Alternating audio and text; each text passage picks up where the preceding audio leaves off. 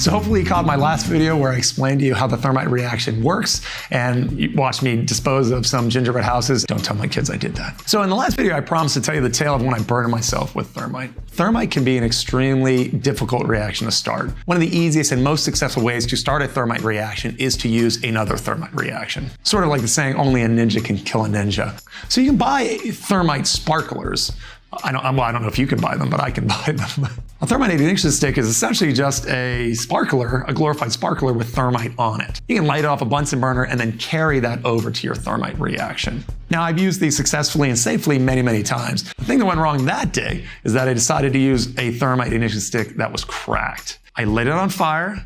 No problem. I took it over to the thermite reaction. I had the students standing on the other side of some windows so they could watch me safely. I would typically take my thermite ignition stick, dunk it in water, show that it was hard to put out in water, and then I lifted the stick up. And then what happened, unbeknownst to the audience, was that a tiny piece of the thermite that was cracked flipped off and then flew back. This was actually the sweater I was wearing. And then, not unlike Star Wars, one shot in a million, hit the back of my collar and then went down my shirt. I didn't know what to do at the time. I was monitoring a thermite reaction. The reaction went off without a hitch, realized something was wrong.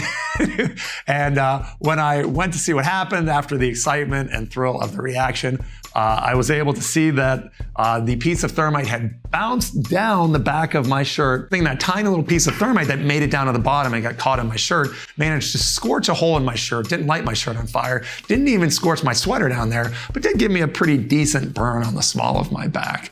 Not so much that I had to go to the hospital. I probably should have went and had looked at. And now that was only a tiny piece of thermite, and that tiny little piece of thermite did do some decent damage, but a much bigger piece would have been much more catastrophic. So I hope this served as a cautionary tale to you in your adventures in chemistry. Obviously, thermite is an extremely dangerous reaction. You shouldn't be trying this at home. And as always, make sure you have a deep and fearful respect of the chemicals you might be playing with in the laboratory.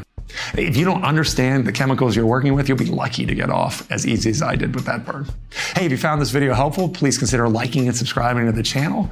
I actually think I'm going to do one more video about the thermite reaction. We'll do some of the math involved with like a stoichiometry problem, show you how they get the ratios in the kit that I got from the science supply company. So if you're interested in dusting off your stoichiometry skills and seeing what you know, tune into the next video.